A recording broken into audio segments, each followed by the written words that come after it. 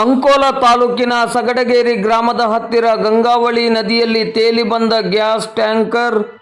ಅಂಕೋಲಾ ತಾಲೂಕಿನ ಸಗಡಗೇರಿ ಗ್ರಾಮದ ಹತ್ತಿರ ಗಂಗಾವಳಿ ನದಿಯಲ್ಲಿ ಟ್ಯಾಂಕರ್ ಒಂದು ತೇಲಿ ಬಂದ ಘಟನೆ ಇಂದು ಮಂಗಳವಾರ ಬೆಳಿಗ್ಗೆ 9 ಗಂಟೆಗೆ ನಡೆದಿದೆ.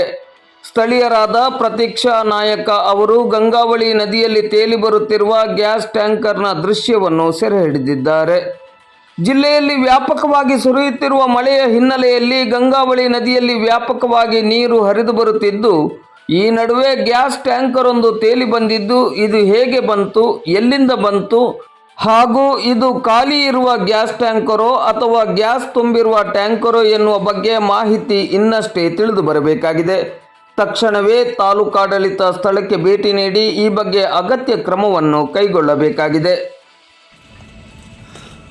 ಮುಂದೆ ಗಾಡಿ ಟಾಪ್ ಇತ್ತು ಆವಾಗ, ಈಗ ಗಾಡಿ ಟಾಪ್ ಕಾಣಿಲ್ಲ ಕಂತದ್ದು ಅಲ್ಲಿ ರೇತಿ ಹೋಗಿತ್ತೇನೆ.